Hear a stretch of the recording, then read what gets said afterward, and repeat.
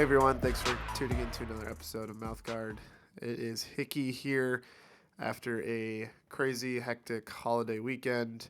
Lighting is currently still celebrating Christmas, and so right now it is just going to be me doing a recap of week 16 of the NFL season. So if you think I'm annoying or hate the sound of my voice, I do apologize, but it's going to be what you're hearing today. And I'm just going to go through some of my thoughts from the weekend and give you some interview perspectives. I'm going to like interview myself basically, which is I know kind of sound lame, but we're going to make the most of it. So I appreciate you tuning in and listening. And it was a fun weekend of football. Also super fun to hang out with a bunch of it was also fun to hang out with a bunch of friends and family this weekend. We got to do two Christmases and a long Christmas Eve in our household. And we got to play some board games, watch the Bears lose, open some gifts, watch the Christmas story, eat some good food. So it was a good time. We had a lot of fun. We appreciate all of our family for hanging out with us and dealing with us. And football was on this weekend too, which was also kind of fun. It was good to have on in the background while hanging out with family and just to kind of gander at the TV every now and then. And so a lot of thoughts from the weekend about what I saw. We'll save the Packers here for a bit. A little charged up about Tua. Tua turned the ball over. He drove me nuts yesterday. You can ask my wife. In front of the in-law family, I was having a conniption fit watching him throw 3 interceptions in the fourth quarter. But I'll save that here for a little bit. So we'll start with the Bears. So the Bears played the Bills. We had a lead at one point, but ultimately ended up getting creamed as everybody predicted and as was expected. So the final score, I don't even know. It was quite bad. But at one point the Bears were leading. So there's that. I don't know if that counts for anything, but at the end of the day, our offense was pretty inept. Our play calling was pretty bad. We didn't seem to get Justin involved with any sort of gadget plays or design runs or anything like that. And I'm kind of starting to question if Luke Getzey has been told that his job is safe for next year and that he's intentionally supposed to call bad plays because everything was like a 3-step drop and a quick throw for the most part, and it was pretty aggravating, to be honest. I thought we had the potential to at least hang with the Bills, kind of like we did against the Eagles, but it just didn't seem like our offense was being equipped to try to do the task. So kind of frustrating, but at the end of the day, again, as I've continued to say, it is all about the tank, and it is not about proving a point because we have nothing to prove by beating anybody for the rest of the year. We're fully committed to next season, so is what it is. I thought Josh Allen actually looked a little careless on the Bills side, so that is going to be kind of a concern. I know he's had a lot of red zone interceptions this year, so it's just something to keep an eye on going towards the end of the season and into the playoffs. He's going to need to cut out some of those critical mistakes if they want to have a shot to beat Kansas City. But with their win, they still hold the tiebreaker for the home field advantage in the AFC side. So as long as they keep winning, they will have that tiebreaker over the Chiefs. So that's going to be very important for the Bills. Speaking of tanking, so right now the number one pick lies with the Houston Texans, but to the shock of a lot of people, Houston went to Tennessee and won.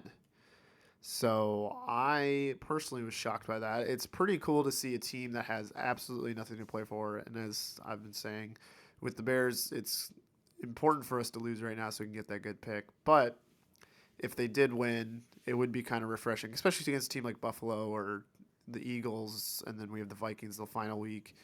Or we could, play spoiler next week against the Lions, but I'll touch on that here in a little bit. But yeah, to see Houston, a team that's had one win on the season, go to the Titans and beat them, I thought was incredible. So good for Houston. Good on their players, shows good character for them, not giving up. And on the Titans side, it is a disaster right now. And obviously, if you have to pick between Jacksonville and Houston to be a representative of the AFC South right now, I would definitely say Jacksonville would be a better fit for the system instead of Tennessee. It's the Tennessee's offense is pretty awful. Their offensive coordinator should not have a job. He is trying to make Malik Willis into Ryan Tannehill instead of letting Malik Willis do his own thing, and it's just not working. And we don't have a large sample for Malik. We don't know if he's going to be a franchise quarterback. We don't know if he's just going to be a temporary fling before he fades. But you got to give the kid a chance. So pretty disappointing. I think the Titans are going to need to undergo some important changes in the offseason. I know they have Derrick Henry and Ryan Tannehill is a decent quarterback, but their receiving core is bad and their play calling is even worse. So they need to address both of those things in the offseason if they want to compete. And then meanwhile, Jacksonville is 5-2 in their last 7 games. They've been rocking and rolling. They killed the Jets on Thursday night, 19-3. I think it's officially the end of the Zach Wilson era in New York. He was benched after just a pathetic performance. I mean, he didn't play half bad against the Lions. I don't know if we touched on that last week, but Zach Wilson just looked awful. So I think if the winds are blowing the correct direction, there may be changes afoot coming in New York as far as quarterback. And I don't know what they're going to do. I mean, they drafted this guy 2 years ago, and it is not going to pan out for him, unfortunately. He's going to need a change of scenery or something, but we're going to have plenty of time to talk about that in the offseason, about draft busts and where are we going to put Zach Wilson if he is inevitably cut by the Jets. So lots to kind of unpack there, but yeah, I'm shocked at how poorly this has gone for the Jets. So I guess I have to talk about the Vikings. So the Vikings won their 11th one-possession game this year. They are 11-0. Final score 27-24.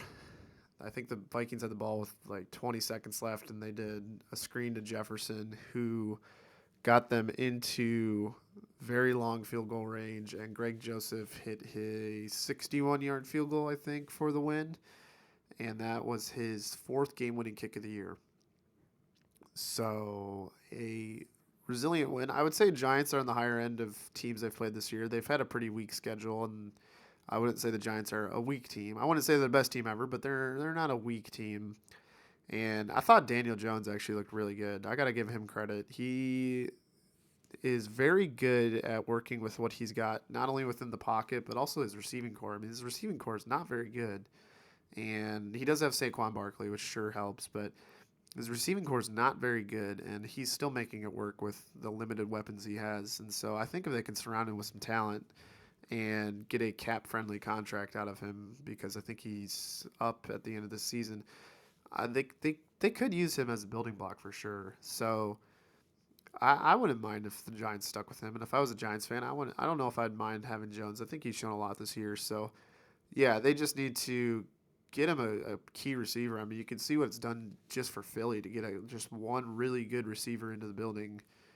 You can see how much that's improved their offense for sure. So I can see the same kind of thing for the Giants. They really just need to go out and get a blue chip receiver next year, someone who wants a big contract, and their home team's not willing to do it, so they have to trade him or something like that. So that'll be something they'll need to address in the offseason. But yeah, the Vikings, again, we keep saying it every week. I think once they get to a real team in the playoffs, which can be a little tricky, they may struggle.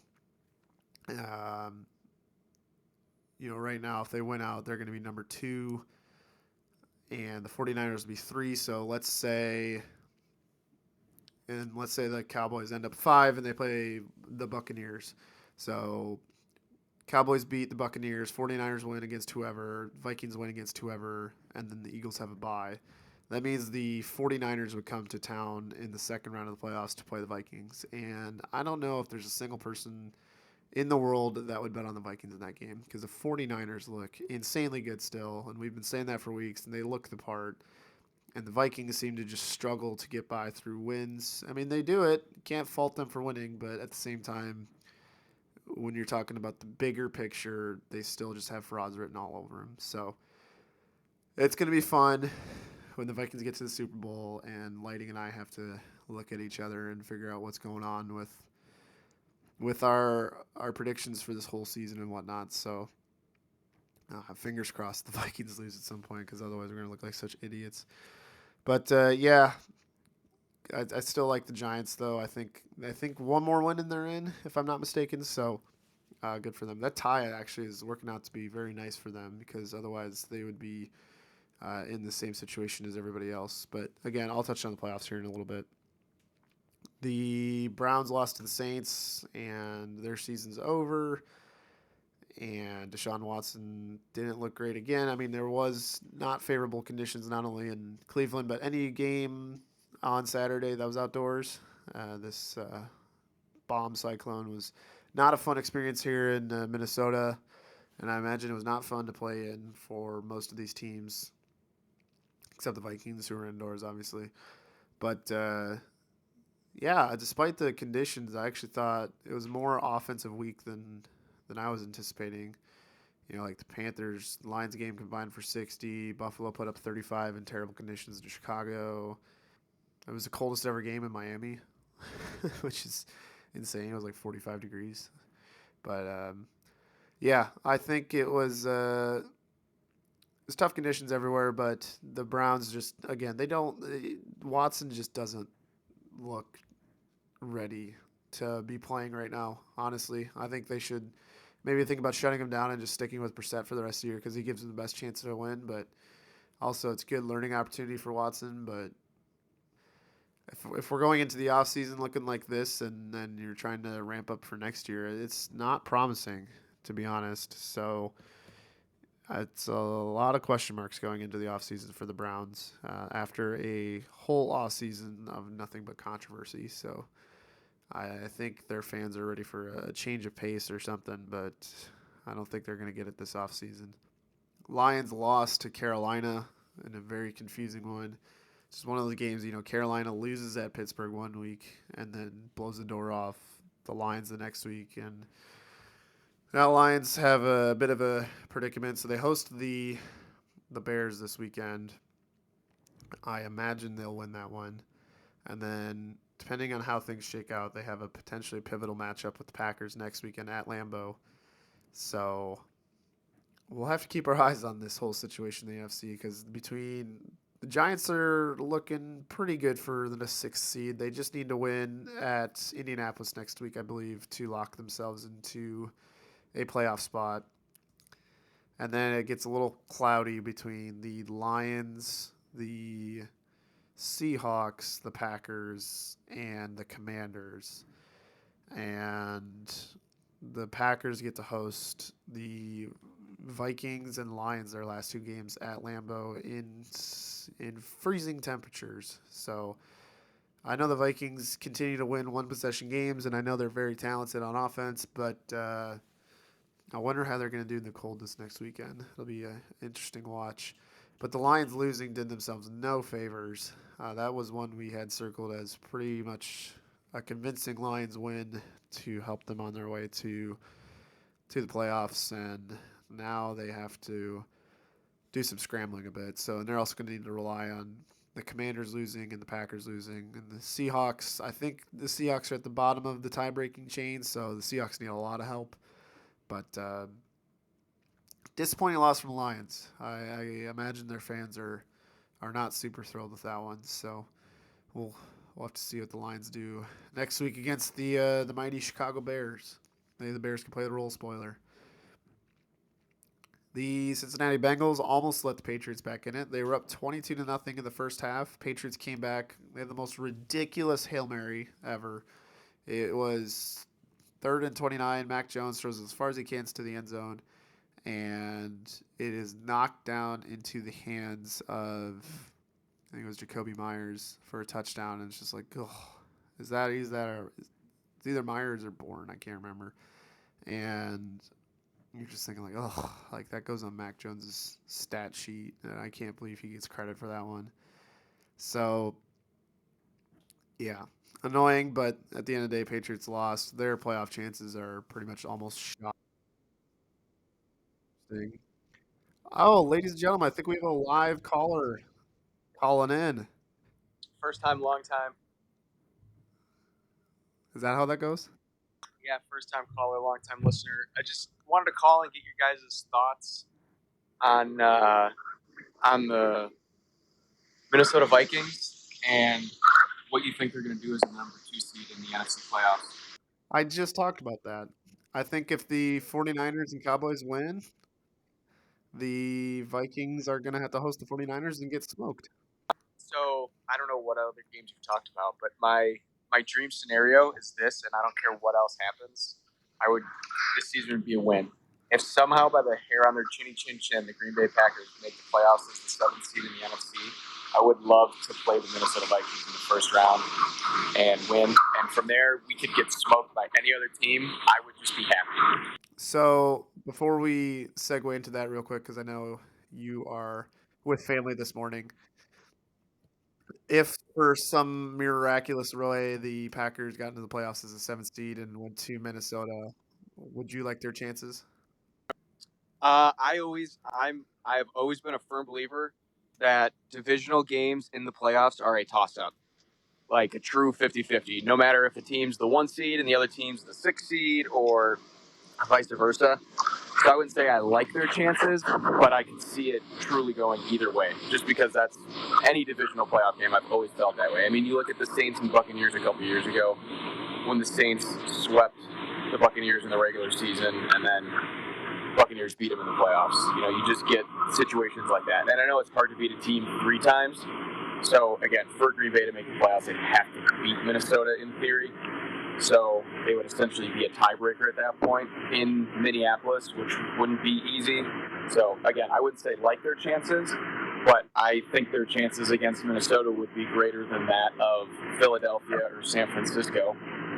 Yeah, it's an absolute win-win for me.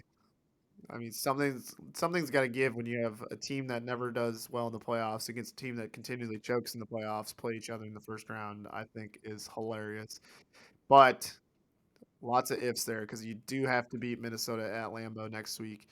And I was saying that I like the Packers' chances in the final 2 games given that it's at home, but the Vikings are no slouches as they've continued to prove all year they can beat bad teams. So And even the Lions, I know they lost this week against Carolina, but they're still going to be feisty no matter what. Even if, because in theory, that's going to be a win and they're in scenario for the Lions potentially. It could be. all right. Well, but before we let you go back to your family, we obviously have to talk about the Packers game against the Dolphins yesterday on Christmas Day. I was not thrilled. You know why I was more upset is because that was our last 50-50 game, and if the Dolphins had won, we would have tied on the week in our predictions. But that's probably the reason I was the most salty. And I hate watching bad football. And the Dolphins in the fourth quarter on offense was like some of the worst quarterback play I've ever seen in my entire life. Yeah, the worst part about that is now Joe Barry's leash just got a little bit longer. That's the most Well, disappointing. exactly. Everybody was saying like, "Oh, what an elite defense by the Packers there in the fourth quarter, and what great shutdown play." I'm like, were you watching the game? Like, The the Jair interception was purely a bad throw. Also into just bad coverage. Like it's not like Jair jumped a route or anything. He was just right place, right time. But it was a terrible throw by Tua. The Devondre Campbell one was okay. Maybe he made a decent play, but still not a great decision by Tua. The Rasul Douglas one was, I think, more Rasul Douglas film study and reading that play. So that's the 1 out of 3 that I could look at and say, like, okay, that was the defense coming up big. The other 2, it was more on Tua just making a stupid throw than anything. yeah, and it just goes back to what we've been saying all year about Tua, and if they don't make the playoffs, they may have to address the quarterback situation because ultimately, when you have a coach and your future Hall of Fame receiver saying all offseason how he's the most accurate quarterback in NFL history or whatever, and he's out there doing that shit, it's like, are you kidding me? The thing that pained me, but didn't really pain me. So this was obviously for a lot of fantasy leagues, championship semifinal week, and I was locked in a heated battle. And Tua is my fantasy quarterback, and we were predicted to tie. And the guy I was playing had Jalen Waddle. So of course, the only good things Tua did the entire game were throws to Jalen Waddle. So Tua lost me my playoff game, but I guess I would take that in exchange for a Packers W. But I don't know what happened to that offense in the second half. I thought they were for sure going to end up putting up 38 or 40 points. I mean, his receivers weren't 10 yards open in the second half, I guess. So I guess that was his ultimate downfall. But I still hate the Packers secondary. I think they are overrated as all get up. Yeah, it's going to be interesting to see how many yards Justin Jefferson gets next week. I'll say that. Oh, yeah, on him. Do you think I had it written down in my notes that he should be in the MVP conversation? What do you think of that? I mean, absolutely. Absolutely. Who, I mean, I know it's sort of turned into a quarterback award, which I hate, but I don't think there's a quarterback out there you can look at right now and say they're running away with it. It would have been Jalen Hurts, and maybe it still sort of is. But I know I absolutely think Justin Jefferson should be in that discussion. All right. Last thing before you go Vikings at Lambeau. Pivotal matchup. So basically, the Packers in scenarios are win the last two, and then Commanders lose one, and you're good, I think. Or the Giants lose two. Yep. Or the only other one, and this one I would hate it to happen, is win one of two and Commanders lose out. But I'd rather just Well, I think it's win against the Lions and Commanders lose out. yes, correct. But yeah, so obviously a must-win game this weekend against the Vikings. I don't think the Vikings would rather do anything other than to knock the Packers out of the playoffs. And the Commanders play Cleveland this week, I think too, which is an important footnote because Cleveland's not exactly a great team right now either. The other important footnote is then the Commanders end the season against the Eagles, so that loss against the Cowboys makes that game potentially meaningful from a seeding standpoint, depending what happens. Maybe. So the Eagles, if the Eagles win this week against who do they play? Eagles play the Saints. So if the Eagles win this week, they secure the first overall seed, and then they would have nothing to play for in the final week. So that could be a wrinkle. Yeah, that could be. But it could also be so. Going back to your question about the Vikings would love nothing more than to knock the Packers out of the playoffs. I agree, and I'm not comparing this team to 2010 at all, but it just reminds me of when the Packers had the win and in scenario against the Bears, when the Bears were running away with the division in 2010, and we won and got in. And again, it goes back to you don't want to let divisional teams into the playoffs because you never want to play divisional teams if you don't have to. So I would say this could arguably be one of the biggest games of the season for the Vikings as well, even though their division is shirt up and their seeding is, they're going to be the 2 or 3 seed. Just from a confidence standpoint, and to go on the road, I don't think it's really going to be that cold. It's going to be colder, but it's not going to be like it was the last few weeks. I think Minnesota's going to be up for this game. Yeah, and it's almost like a prove it game for them a little bit too, because I'm sure they're sick of people saying that they're frauds or whatever, and even beating the Giants, it's like, well, didn't do it great. So I'm sure it's gonna be They're gonna try to make it a statement game for sure. So it'll be a really fun watch. But I hope you enjoy it. Thanks for being a first time caller. Yeah, your screener, I got right past the screener. They were a poor screener. All right. Well, have a Merry Christmas. Thanks for checking in. Merry Christmas, Happy New Year's, and it's bowl week now, so I'm excited for that. Yeah, should be a fun time too. All right, take care, buddy. That was David Lighting, everybody. I didn't know if he was going to check in, so that was really nice of him. He took time away from his family to do that, so we appreciate it. So, yeah, you heard it there. It's going to be a fun matchup with the Vikings next weekend. So, lots of eyes on that. I think it's the game of the week on Fox, so it should be a good time. So, just to round out a couple points, so the Eagles did lose in Dallas this weekend, but the Eagles still have their destiny in their hands. If they beat the Saints this week, they get the first seed in the NFC wrapped up. And then, like I alluded to, their last game against the Commanders becomes basically a moot point, and the Commanders may be playing some Eagle backups. Eagles are still a really well-rounded team, though. They still have a lot of depth everywhere. I also wanted to give a shout out to Devontae Smith on the Eagles, really coming into his own. Last year wasn't his best season as a rookie, and then this year starts out week one with 0 catches, and people are starting to shake their heads. But man, he looked like an animal on Saturday. So great game by him.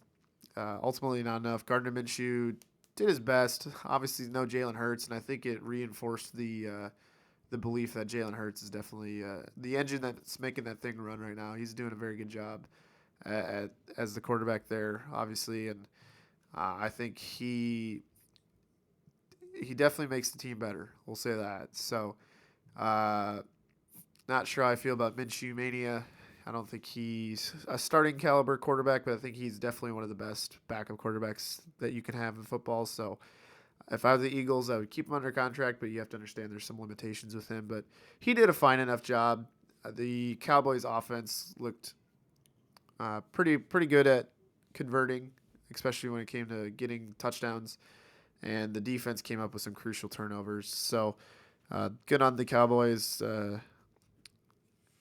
Again, their chances of winning the division are still super low, but at least they're going to have that fifth seed locked down and have a fun time playing the NFC South winner, which is trending towards the Buccaneers. It wasn't looking great last night, but the Buccaneers did pull out the win against the Cardinals with Trace McSorley as their quarterback. Let's see. The Buccaneers, they just don't look together on offense until there's 5 minutes left of the game, and then they start to play. And yeah, they won in overtime. Uh, they're 7-8 now, and if they win next week against Carolina, they win the division and get to host Dallas. So I think it's gonna be all for nothing, anyways, because I don't think they're gonna have a chance to beat Dallas, especially with the way they've been playing. And if I'm Tom Brady, so Tom Brady's out of a contract at the end of the year, and if I'm Tom Brady, I would take a hard look at free agency right now because it just doesn't seem like it's coming together in Tampa Bay. I think they had their kind of 2 fun years, and now this third year has been really terrible. I think a lot should be said about Bruce Arians not being the head coach anymore. I think he had a more pivotal role in their championship effort than some were led to believe.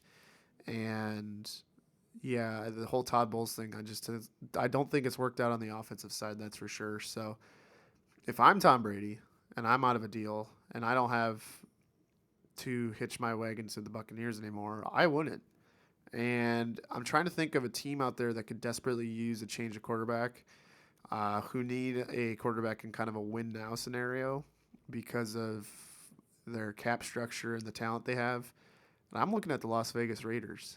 And I'm looking at a head coach that you have a relationship with in the past who you can just get up to speed with right away and come into a system that has, a Devontae Adams, a Hunter Renfro, a Darren Waller, a Josh Jacobs. I think if Brady were to go to Vegas on a cap friendly deal for a year or two, I think that would be a mutually beneficial relationship. So I'm just throwing that out there. I think the Raiders could use a change of quarterback.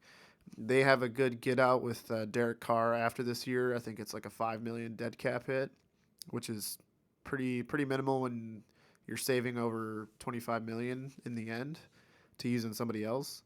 So if they can get a cap friendly deal out of Brady, I would 100% take a long look at that if I was Vegas. Derek Carr and the Raiders lost to Pittsburgh on Saturday Night Football. Carr had 3 interceptions, and the Raiders did not get Josh Jacobs involved enough. Josh McDaniels sucks as a play caller and scheming his players incorrectly. Devontae Adams' targets have gone way down the last 3 weeks. They used Josh Jacobs on their only touchdown drive, and then the rest of the game, they barely gave him any touches. And I have no idea what they're doing. Honestly, no clue. And yeah, I don't think Derek Carr is the answer anymore, unfortunately. I think he needs a change of scenery as well. I think if he were to go to somewhere like, well, who needs a quarterback until October? The Cardinals. The Cardinals are going to be without Kyler Murray until October, so the Cardinals need to look for a veteran QB of some kind. I don't think Carr is going to get the payday that he desires, so he may just have to settle for a backup role and then try to elevate into a starting role or something along those lines. I mean, the Colts always look for old QBs, so maybe that'll be the place for him. But yeah, I think he's going to need a change of scenery as well, and or I don't think the Raiders should take him back. I don't know if he's going to have a choice in this manner. I can't believe the Raiders lost that game. It, they shouldn't have lost a lot of their games, to be honest. So, um, tough season. I think it's a very disappointing season for them in the end. On the Steelers side, Pickett had a really good game-winning drive. Their play calling is still terrible. Their use of Najee Harris is still terrible. Matt Canada should still not have a job as a play caller. I don't know why Mike Tomlin and some of these other coaches, Bill Belichick, Mike Vrabel, why they're so loyal to their offensive coordinators when they're clearly ineffective or inefficient at their jobs. So it's a weird one. A heartwarming win for the Steelers after the passing of Franco Harris this week. They had scheduled his jersey to be retired on this night a long time ago, several months ago, and it was supposed to be a tribute to the Immaculate Reception. And unfortunately, 3-4 days before they were supposed to retire his jersey, he passed away suddenly. So really sad, but glad they could win for him. So that was really cool. So obviously a tough time for his family during the holidays. So hopefully they're doing all right. The Broncos and Rams played in a very important draft pick game with the Rams having their pick with the Lions and the Broncos pick with the Seahawks. One of those teams that had 4 wins going into the game had to win, and so ultimately Seahawks fans rejoice. The Rams put up 51 points on the Broncos, and the Broncos are awful. Their players don't look like they care. Russell Wilson looks like he's never played quarterback in his life. And yeah, I think it's single-handedly on the verge of being the worst trade in the history of sports. Trading all they did and then signing Russell Wilson to the huge deal is it's going to be a long conversation in the offseason. Hackett shouldn't have a job anymore. They need to try something else for next year because they cannot do this again for one more year. They need to at least try to do something in the meantime while they're riding through Russell's contract because they cannot just keep it at this pace. It is insulting to watch them play football. I haven't said that this year about any team, but it is insulting to watch the Broncos play football. And that's coming from a guy who's fan of a team that has 3 wins. I mean, at least the Bears could play with some respect. Like, you're losing to the Eagles by 5. We lost, sure, but talent level's not there, salary cap's not there, and we still hung with them. So I can at least respect it. Justin Fields has made some great plays this year. I can respect it. There's been a couple defenders on Denver that have made some great plays, and a couple good plays by Cortland Sutton and Jerry Jeudy here and there, but the Broncos are just a terrible team to watch. And hopefully next year they're only on 1 or 2 primetime games because I've had enough of being subjected to them on my TV when it's the only game to watch. So last thing I want to touch on is that Taylor Heineke was benched by the Commanders in their loss to the 49ers. Carson Wentz did get to see the field. And yeah, a little bit of quarterback controversy now going into the last 2 weeks of the season for a playoff contending Commanders. So I imagine we'll see Wentz get the start next week against the Browns. And a win there would be pivotal for the Commanders' playoff hopes. And then, like we said, if the Eagles win next week, Commanders may have a favorable matchup in the final week against the Eagles. So we'll have to keep our eyes on that. But I think Wentz is going to get the start. So Bears play the Lions this week. I'm going to go with the Lions winning 33-21. And then the Packers host the Vikings. I'm going to say the Packers win by 3 and ruin this ridiculous nonsense streak of the Vikings winning all of their one possession games this year. So we need to put an end to that ASAP.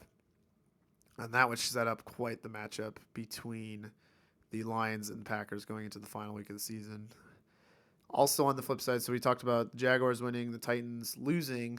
No matter what happens next week between the Titans game and the Jaguars game, they both play each other in Week 18, and that is a win and in game for the AFC South. So whoever wins that final game, no matter what happens this Week 17, they would win the AFC South and get to go to the playoffs, and the loser goes home.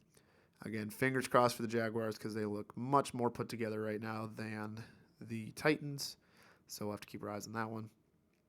And then lastly, our next episode will come out after the college football playoff, which is this Saturday. Super exciting games. Always a fun time of the year to watch the Final Four. We have TCU, Michigan. I am feeling very confident in Michigan's chances to win that game. And then we have Georgia, Ohio State. Georgia looked like the best team in college football this year. Ohio State's offense can be productive at times. Marvin Harrison is a mismatch for any defense. I know he's probably going to be matched up with Ringo, but I still like Harrison's chances. I am going to say Georgia wins that game by at least 2 possessions. And then we will be able to kind of recap that on our next episode and preview the national championship game, which is in 2 weeks. So it should be a fun time this weekend with more football. And LSU plays on January 2nd, so it should be the day of our next recording. So we may actually have the game on during the recording. So we'll see. We'll see what happens there. But last bit of news to touch on before I sign off is Apple TV lost out on the Sunday ticket. DirecTV no longer has it next year. It's been kind of confirmed for a while now. But YouTube TV is the big winner. So YouTube TV has acquired Sunday ticket. So interesting to see what direction they take and what kind of packages they offer. I personally would love an on-demand service if you are, let's say, a Jaguars fan in Wyoming, which I don't know if that kind of thing exists, but let's just say there is one. And you only wanted to watch the Jaguars game on Sunday ticket, and you could just pay, let's say, $25 to watch that single game, rather than paying for a $400 package to get every game. I wonder if that would be something that would be possible. I don't know if it would make sense on the capitalistic front, but I think it would be more user-friendly for the fans.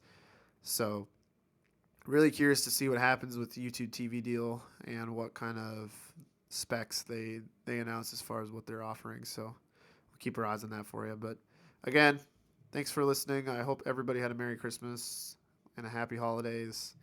And hope everybody has a safe New Year's. Really appreciate the support we've gotten this year, and we are looking forward to some fun things coming in the works next year, including some new graphics. So if you follow us on social media, we'll have some new graphic designs here, new layouts and new logos and things like that for our predictions and things like that. So we're looking forward to that. But hope you all have a great week, and thanks so much for listening.